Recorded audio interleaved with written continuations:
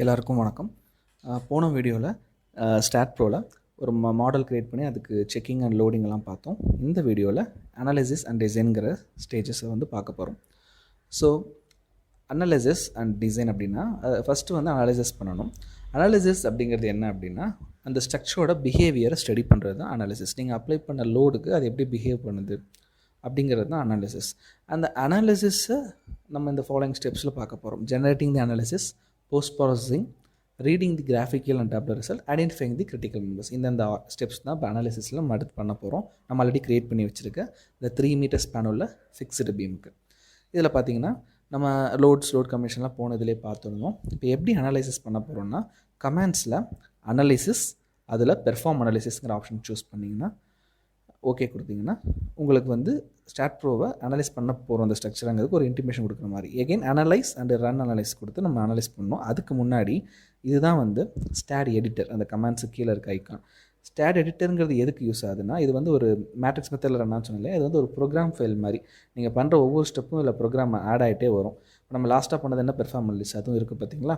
So இப்போ நான் இதை டெலிட் பண்ணிட்டேன், ஃபுல்லாக எரேஸ் பண்ணிட்டேன்னா இங்கே எரேஸ் பண்ணிட்டேன்னா இந்த மாடலில் நான் க்ரியேட் பண்ணியிருக்க அந்த ஆப்ஷனும் எரேஸ் ஆகிடும். ஸோ இந்த ஸ்டாட் எடிட்டரில் ரொம்ப கேர்ஃபுல்லாக யூஸ் பண்ணணும். இது உங்களுக்கு இன்னும் பெட்டராக ஒரு எக்ஸாம்பிள் நான் சொல்லணும்னா டெட்லோடில் செல்ஃப் வெயிட் ஒன்று ஆட் பண்ணியிருக்கேன் இல்லையா. இப்போ நான் டெட்லோடில் போயிட்டு அந்த செல்ஃப் வெயிட்டுங்கிறத உங்களுக்கு டெலிட் பண்ணி காட்டுறேன். ஆட்டோமேட்டிக்காக இந்த மாடல்லையும் வந்து டெலிட் ஆகிருக்கும். டெட்லோடில் செல்ஃப் வெயிட்டுங்கிறத நான் இப்போ என்ன பண்ணுறேன், டெலிட் பண்ணுறேன். எதுக்கு இதை சொல்கிறேன்னா இந்த எடிட்டர் ஃபைலில் நீங்கள் நார்மலாக யூஸ் பண்ணுற மாதிரி பண்ணக்கூடாது, ரொம்ப கேர்ஃபுல்லாக இருக்கணும். நீங்கள் பண்ணுற ஒவ்வொரு சேஞ்சஸுமே உங்கள் ஸ்ட்ரக்சர் அஃபெக்ட் பண்ணும். இப்போ பாருங்கள் ஒரு எரர் வருதுன்னு சொல்லுது. ஏன் அப்படின்னா இப்போ டெட்லோடில் போய் பாருங்கள் செல்ஃப் வெயிட்டுங்கிறது இருக்காது. ஏன்னா நான் ஸ்டாட் எடிட்டருங்கிற அந்த எடிட்டர் ஃபைலில் போய் நான் ஆட் பண்ணி அசைன் பண்ண அந்த டெட்லோடை டெலிட் பண்ணிவிட்டேன். வெறும் டெக்ஸ்ட்டாக தான் இருக்க மாதிரி தெரியும், பட் அந்த டெக்ஸ்ட்டு தான் வந்து அந்த கமாண்ட் ஃபைல் மாதிரி. ஸோ அதனால் ஸ்டாட் எடிட்டரை சில நேரங்களில் ஃபர்தராக நம்ம ஃப்யூச்சரில் யூஸ் பண்ணுறதுக்கு நிறையா விஷயங்களுக்கு இதை யூஸ் பண்ணி எடிட் பண்ண வேண்டியது வரும். பட் ரொம்ப கேர்ஃபுல்லாக இருக்கணும். இல்லை ஒரு ஸ்பேஸ், ஒரு கம்மா, ஒரு ஃபுல் ஸ்டாப், ஒரு லெட்டர் நீங்கள் டெலிட் பண்ணாலும் என்டையர் ஃபைலும் கரெக்டாக ஆகிறதுக்கும் வாய்ப்பு இருக்குது. ஸோ இப்போ அதில் பாருங்கள் நம்ம டெலிட் பண்ணியிருந்தோம் ஆல்ரெடி, இப்போ டெலிட் ஆகிருக்கு செல்ஃப் வெயிட்டுங்கிறது. ஸோ அதே மாதிரி இப்போ நம்ம பெர்ஃபார்ம் அனாலிசிஸ் ஆல்ரெடி கொடுத்தாலும் அங்கே போய் டெலிட் பண்ணதுனால again comments analysis, perform analysis கொடுத்துட்டு அப்புறம் தான் அனலைஸ் அண்ட் ரன் அனாலிசிஸ் கொடுக்கணும். இதுதான் அனலைஸ் பண்ணுறதுக்கான ஸ்டெப். பெர்ஃபார்ம் அனாலிசிஸ் கொடுத்துட்டு அதுக்கப்புறம் அனாலிசிஸ், ரன் அனாலிசிஸ் கொடுக்கணும். ஸோ ஆல்ரெடி சொன்ன மாதிரி மேட்ரிக்ஸ் மெத்தடில் தான் ரன் ஆகுது. இந்த ஸ்ட்ரக்சர் 0 errors 2 வார்னிங்ஸோடு வந்திருக்கு. 1 செகண்ட் தான் எடுத்திருக்கு இதை அனலைஸ் பண்ணுறதுக்கு. அவுட்புட் ஃபைல் போய் பார்ப்போம் என்ன வார்னிங்ஸ் அப்படின்னு. ஃபிக்ஸட் சப்போர்ட் கொடுத்ததுனால all degrees of freedom fixed அப்படிங்கிறது அது ஒரு வார்னிங்காக காட்டுது, அவ்வளோதான். அதே மாதிரி சில லோட்ஸ் வந்து applied on the plane out of the plane of the ஸ்ட்ரக்சர்னு சொல்லி வந்திருக்கு. ஸோ அது என்னங்க நம்ம ஃபர்தராக பார்ப்போம். இது வந்து வார்னிங் தான், எரராக இருந்தால் தான் நம்ம கவலை பண்ணணும். வார்னிங் போது அது என்னன்னு மட்டும் நீங்கள் ரீட் பண்ணிவிட்டு பெரிய இஷ்யூஸ் இல்லைனா விட்டுடலாம். ஸோ மாடலிங் பக்கத்தில் போஸ்ட் ப்ராசஸிங் அப்படின்னு ஒன்று இருக்கும்.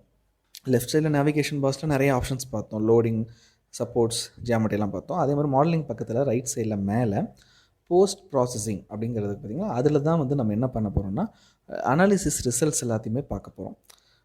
அதை கிளிக் பண்ணோம்னா என்னென்ன லோட் காம்பினேஷன் க்ரியேட் பண்ணுமோ அது எல்லாத்துக்குமே நம்ம ரிசல்ட்ஸ் பார்க்கலாம். இல்லை ஸ்பெசிஃபிக்காக ஒரு லோடுக்கு வேணும்னா அதை மட்டும் நீங்கள் செலக்ட் பண்ணி மற்ற எல்லாத்தையும் அன்செலக்ட் பண்ணியும் பார்க்கலாம். ஸோ எல்லாத்தையுமே கிளிக் பண்ணி ஓகே கொடுத்தோம்னா நீங்கள் கொடுத்த எல்லா லோட் காம்பினேஷனுக்கும் அந்த post processing which means analysis results வந்து உங்களுக்கு டிஸ்பிளே ஆகும். நோட்ஸ் எடுத்துட்டிங்கன்னா இதில் நோட், பீம்ஸ், அனிமேஷன் நிறைய நேவிகேஷன்ஸ் பாக்ஸ் இருக்குது. இப்போ நோட்ஸ் எடுத்துட்டிங்கன்னா நோட்ஸில் டிஸ்பிளேஸ்மெண்ட் அண்ட் ரியாக்ஷன் இது ரெண்டும் வந்து அவுட்புட். டிஸ்பிளேஸ்மெண்ட்டுங்கிறது அந்த நோடு எவ்வளோ டிஸ்பிளேஸ் ஆகிருக்கு, எவ்வளோ டிஃப்ளெக்ட் ஆகிருக்கு, அலாங் எக்ஸ் டைரக்ஷன் எவ்வளோ, ஒய் டைரக்ஷன் எவ்வளோ, ஜெட் டைரக்ஷனில் எவ்வளோ, அது எந்த லோட் கேஸுக்கு எவ்வளோ ஆகிருக்கு, அதில் எது கிரிட்டிக்கல், இது எல்லாமே டேப்லர் ரிசல்ட்டாகவும் பார்க்கலாம். அதே மாதிரி ரியாக்ஷன்ஸ் ஒவ்வொரு ஃபிக்ஸ்ட் எண்ட்லேயும் எஃப்எக்ஸ், எஃப்ஐ, எஃப்இசட், மொமெண்ட் இதில் எவ்வளோ, அது ஸ்பெசிஃபிக்காக டெட் லோடுக்கு எவ்வளோன்னு பார்க்கலாம், லைவ் லோடுக்கு எவ்வளோன்னு பார்க்கலாம், லோட் காம்பினேஷனுக்கு எவ்வளோன்னு பார்க்கலாம். அதுக்கான சம்மரி உங்களுக்கு ரைட் சைட் டேபிள்லேயும் வந்துடும். அதில் உங்களுக்கு மேக்ஸிமம் எது எஃப்எக்ஸில் மேக்ஸிமம் எது, அது எந்த லோட் கேஸ்க்கு வந்திருக்கு, அது எவ்வளோ வேல்யூங்கிறதும் பார்க்கலாம், எவ்வளோ அதே மாதிரி எஃப்ஐஎஃப்இசட்டும் பார்க்கலாம். அடுத்து பார்த்திங்கன்னா பீம்னு எடுத்துட்டிங்கன்னா பீம் ஃபோர்ஸஸ், பீமில் வந்து ஷியர் ஃபோர்ஸ் பெண்டிங் மொமெண்ட்லாம் பார்ப்போம் இல்லையா, அதோட சம்மரி இதெல்லாமே ரைட் சைடில் உங்களுக்கு டேப்லர் ஃபார்மெட்டில் வரும். அதே மாதிரி லெஃப்ட் சைடில் உங்களுக்கு கிராஃபிக்கல் ஃபார்மெட்லேயும் வரும். பெண்டிங் மொமெண்ட்ஸ் எவ்வளோ, ஷியர் ஃபோர்ஸஸ் எவ்வளோ எல்லாமே வந்து பார்க்கும். எந்த லோட் கேஸுக்கு கிரிட்டிக்கல்ங்கிறது முதற்கொண்டு அதில் காட்டிடும். இது வந்து கிராஃபிக்கல் மெத்தட். எஃப்ஒய்னு ஒரு ஐக்கான் இருக்குது, அதை கிளிக் பண்ணிங்கன்னா ஷியர் ஃபோர்ஸ். அதே எம்இசட்னு இருக்குது, அது வந்து பெண்டிங் மொமெண்ட். அந்த இசட் ஒய்ங்கிறதுலாம் அந்த டைரக்ஷன் தான். அது வந்து க்ரீன் கலர் இருக்கிறது வந்து டிஃப்ளெக்ஷன். இப்போ இது மூணையுமே நான் ஆட் பண்ணியிருக்கேன். Displacement, shear force and bending moment மூணுமே இந்த ஸ்க்ரீனில் ஆட் பண்ணியிருக்கேன். தான் கீழே டிஃப்ரெண்ட் கலர்ஸில் காமிக்குது. ஸ்ட்ரெஸ் எவ்வளோ இருக்குங்கிறதும் பார்க்கலாம். ஒரு மெம்பர் சூஸ் பண்ணிட்டீங்கன்னா அந்த மெம்பர் 3 மீட்டர் லென்த் இருக்குன்னா நமக்கு எந்த இடத்துல வேணாலும் அந்த கர்சரை மூவ் பண்ணி வச்சு அந்த 1.6 மீட்டர் 1.2 மீட்டர் எவ்வளோ லென்த்தில் வேணாலும் நிப்பாட்டி அந்த இடத்துல எவ்வளோ ஸ்ட்ரெஸ்ஸுங்கிறத பார்க்கலாம். அதுக்கான கிராஃபிக்கல் ரெப்ரசன்டேஷன் மேலே இருக்குது, கிராஸ் செக்ஷனல் ரெப்ரசன்டேஷனும் இருக்குது, டேப்லர் ரெப்ரசன்டேஷனும் இருக்குது. அதோட லோட்ஸை பார்க்கலாம், அதோட லெஜெண்ட்ஸ் எல்லாத்தையுமே டிஸ்பிளே பண்ண சொல்லிட்டு பார்த்தீங்கன்னா உங்களுக்கு அதோட வேல்யூஸ் எல்லாம் எக்ஸாக்டாக உங்களுக்கு தெரியும். அதோட டேப்லர் ரிசல்ட்ஸ் கீழே இருக்கிறது. அதே மாதிரி ப்ரொஃபைல் ஸ்ட்ரெச்சஸ் எது இருந்ததுன்னா அதுவும் நமக்கு இதில் அவுட்புட்டாக கிடைக்கும். ரைட், இப்போது நெக்ஸ்ட் நம்ம பார்க்க போகிறது கிராஃப்ஸ். இதில் வந்து பார்த்திங்கன்னா இந்த பீமில் சியர் ஃபோர்ஸ் பெண்டிங் மொமெண்ட் சொன்னது தான். நீங்கள் அங்கே போய் அந்த ஐகான்ஸ் ஆட் பண்ணி பார்க்கலாம். இப்போ இது மாதிரி இண்டிவிஜுவலாக ஒவ்வொரு லோடை சூஸ் பண்ணி அதுக்கு எவ்வளோ எம்இசட் எவ்வளோ, எஃப்ஐ எவ்வளோ, எஃப்எக்ஸ் எவ்வளோ, axial force, shear force, bending moment எவ்வளோங்கிறத கிராஃபிக்கலாக பார்க்கலாம். அனிமேஷனுங்கிற ஆப்ஷன் எதுக்கு அப்படின்னா நம்ம அதை அனிமேட் பண்ணி இந்த டிஃப்ளெக்ஷன் டிஸ்பிளேஸ்மெண்ட்லாம் அது இல்லை, அது வந்து ரொம்ப மினிமமாக தான் இருக்கும். அதை மேக்னிஃபை பண்ணி அது என்ன ப்ரொஃபைலில் அதோட மோஷன் இருக்குங்கிறதையும் பார்க்கலாம். ஃபார் எக்ஸாம்பிள் நான் டிஸ்பிளேஸ்மெண்ட் சூஸ் பண்ணிவிட்டு அதோட டிஸ்பிளேஸ்மெண்ட் வந்து ரொம்ப நமக்கு கம்மியாக இருக்குது. அப்போ அது வந்து நான் அதை மேக்னிஃபை பண்ணி பார்க்கணுன்னா அந்த ஸ்கேலை குறைக்கணும். ஸ்கேலை குறைச்சா அதோட சைஸ் பெருசாகும், வியூ சைஸ் வந்து பெருசாகும். ஸ்கேலை இன்க்ரீஸ் பண்ணால் வியூ சைஸ் வந்து குறையும். இப்போ நமக்கு டிஸ்பிளேஸ்மெண்ட் ரொம்ப கம்மிங்கிறதுனால நமக்கு வந்து விசுவலைஸ் ஆகலை. ஸோ அப்போ அதை வந்து மேக்னிஃபை பண்ணி பார்க்கணுன்னா ஸ்கேல் என்ன பண்ணணும், குறைக்கணும்.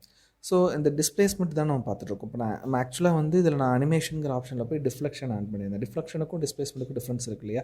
ஒரு இடத்துல இருந்து மூவ் ஆயிருந்தால் டிஸ்பிளேஸ்மெண்ட், ஒரே இடத்துல இருந்து மூவ்மெண்ட், அதாவது என்ன சொல்கிறது, அதோட ஒரு ஃப்ளெக்சிபிலிட்டி, அதாவது ஒரு ஆசலரேஷன் மாதிரி இருந்தால் அதுக்கு பேர் வந்து டிஃப்ளெக்ஷன்.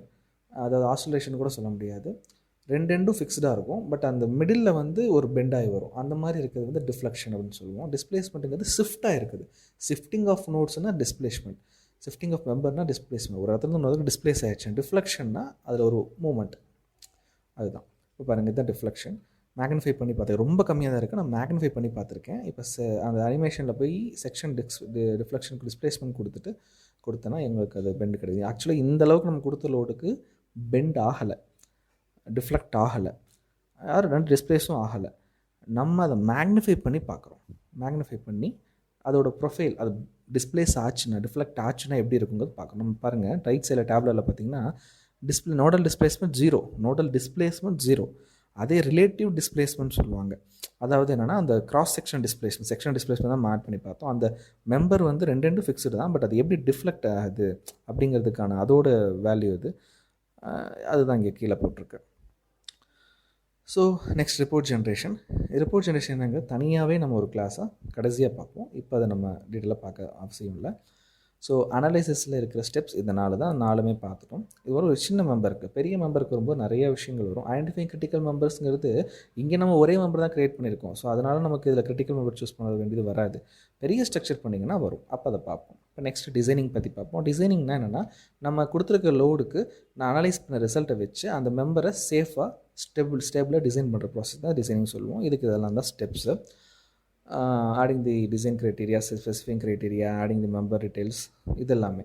ஸோ இதெல்லாம் ஒவ்வொன்றா பார்ப்போம். ஃபஸ்ட்டு எப்படி பார்க்கணும்னா, ஃபஸ்ட் மாடலிங் ஸ்டேஜுக்கு போயிட்டு கமெண்ட்ஸில் டிசைன், கான்க்ரீட் டிசைன் கிளிக் பண்ணிங்கன்னா உங்களுக்கு கான்க்ரீட் டிசைன் டயலாக் பாக்ஸ் வந்து ரைட் சைடில் வரும். அதுக்கு முன்னாடி நம்ம ஐஎஸ் கோட் ஆகட்டும், எந்த கோடாக இருந்தாலும் நமக்கு ஐஎஸ் கோடில் நியூட்டன் அண்ட் எம்எம்மில் தான் இருக்கும் மோஸ்ட்லி. 415 கான்க்ரீட் கிரேட் எல்லாமே அதில் தான் இருக்கும். ஸோ அதனால் யூனிட்ஸ் மாற்றிட்டு இந்தியன் கோட் IS 456 சூஸ் பண்ணிவிட்டு இதில் முன்னாடி சொன்ன மாதிரி adding and specifying the design criteria. First க்ரைட்டீரியாங்கிறது பேராமீட்டர், அது செலக்ட் பேராமீட்டருங்கிற ஆப்ஷனில் போனோன்னா என்னென்ன பேராமீட்டர்ஸ் எல்லாம் கன்சிடர் பண்ணோம் டிசைன்லங்கிறது இருக்கும்.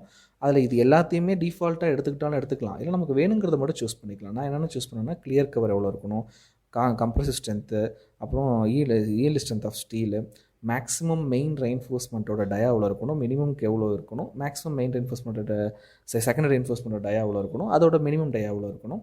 அப்புறம் அதோட ட்ராக்னு ஒரு ஆப்ஷன் இருக்குது. அது என்னங்க நான் இப்போ சொல்கிறேன் உங்களுக்கு.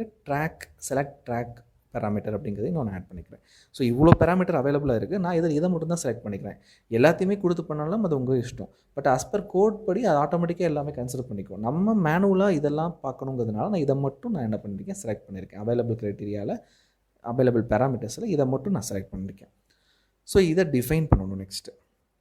அதாவது பேராமீட்டரை செலக்ட் பண்ணிட்டோம், க்ரைட்டீரியாவை அதை டிஃபைன் பண்ணணும். இப்போ டிஃபைன் பேராமீட்டரில் போனீங்கன்னா நம்ம சூஸ் பண்ண பேராமீட்டர்ஸ் மட்டும் தான் லெஃப்ட்டில் உங்களுக்கு டிஸ்பிளே ஆகிருக்கும். பாருங்களேன், செலக்ட் பேராமீட்டர் நீங்கள் என்னென்ன செலக்ட் பண்ணியிருக்கீங்களோ அது மட்டும் தான் இருக்கும். ரைட் சைடில் பார்த்தீங்கன்னா தெரியும், டிஃபைன் பேராமீட்டரில் இது மட்டும் தான் இருக்கும். ஸோ ஃபஸ்ட்டு கிளியர் கவர், பீமுக்கு ஒரு கிளியர் கவர், காலமுக்கு ஒன்று இருக்கும். இங்கே பீம் மட்டும் தான், அதனால் 25 mm கொடுத்துக்கிறேன் கிளியர் கவர். அங்கே ரைட்டில் ஆட் ஆகிடும். அதே மாதிரி compressive strength of concrete M30 grade கொடுக்குறேன், ஆட் பண்ணுறேன், ரைட்டில் ஆட் ஆகிடும். அதே மாதிரி மெயின் ரெயின்ஃபோர்ஸ்மெண்ட்டோட ஈல்டு ஸ்ட்ரென்த் எவ்வளோ, செகண்டரி ரெயின்ஃபோர்ஸ்மெண்ட்டோட ஈல்டு ஸ்ட்ரென்த் எவ்வளோ, maximum diameter for main reinforcement எவ்வளோ இருக்கணும், அதே மாதிரி minimum diameter for maximum diameter for secondary reinforcement எவ்வளோ இருக்கணும், minimum diameter for main reinforcement எவ்வளோ இருக்கணும், மினிமம் டயாமீட்டர் ஃபார் செகண்டரி எவ்வளோ இருக்கணும்னு ஆட் பண்ணிடுவோம். ட்ராக் அப்படிங்கிறது மேக்ஸிமம் டீட்டெயில்ஸ் உங்களுக்கு அதில் கிடைக்கும். மினிமம் டீட்டெயில் வேணுமா, இல்லை லோ டீட்டெயில்ஸ் வேணுமா, ஹை டீட்டெயில்ஸ் வேணுமா அப்படிங்கிறது தான். நான் maximum detail maximum number of செக்ஷன்ஸில் எனக்கு வேணுங்கிறதுனால அதை நான் ஆட் பண்ணிக்கிறேன். இப்போ நான் செலக்ட் பண்ணேன், அதை டிஃபைன் பண்ணேன், ஆனால் இதுக்கப்புறம் இதை அசைன் பண்ணணும். இந்தந்த பேராமீட்டர்ஸ் எல்லாம் பேஸ் பண்ணி டிசைன் பண்ணு அப்படின்னு அசைன் பண்ணணும். அதுக்கு முன்னாடி கமெண்ட்ஸில் டிசைன் பீம், டிசைன் காலம், டிசைன் ஸ்லாப் இதெல்லாம் இருக்கு இல்லையா, இதெல்லாம் வந்து என்னென்னா முன்னாடியே சொன்ன மாதிரி ஸ்டாடில் பொறுத்த வரைக்கும் எல்லாமே பீமாக தான் எடுத்துக்கும். இந்த ஸ்டேஜில் தான் அதை பீமாக டிசைன் பண்ணு, காலமாக டிசைன் பண்ணி நம்ம சொல்ல போகிறோம். இங்கே பீம் மட்டும்தான் இருக்குது. ஸோ டிசைன் பீம்கிற சூஸ் பண்ணிக்கிறேன். டேக் ஆஃப்ங்கிறத ஒன்று அடிஷ்னலாக ஆட் பண்ணிக்கிறேன். எதுக்குன்னா அதோட மெட்டீரியல்ஸ் குவான்டிட்டி எனக்கு அது கொடுக்கும் டேக் ஆஃப் ஆட் பண்ணிங்கன்னா. இப்போ இது எல்லாமே ஆட் ஆகிடுது. டேக் ஆஃப் மட்டும் அசைன் பண்ண தேவையில்லை, ஆட்டோமேட்டிக்காக ஆட் ஆகிடும். மற்ற பேராமீட்டர்ஸ் நீங்கள் என்னென்ன சூஸ் பண்ணிங்களோ இது எல்லாத்தையுமே இன்க்ளூடிங் அந்த டிசைன் பீம்ங்கிற கமெண்ட்ஸ் முதற்கொண்டு நீங்கள் அசைன் பண்ணணும். ஆஸ் யூஸ்வல் நான் சொன்ன மாதிரி ஸ்க்ரீனில் ஒரே ஒரு ஸ்டெப் மெம்பர் தான். ஸோ அசைன் டு வியூன்னு கொடுத்துட்டு அசைன்.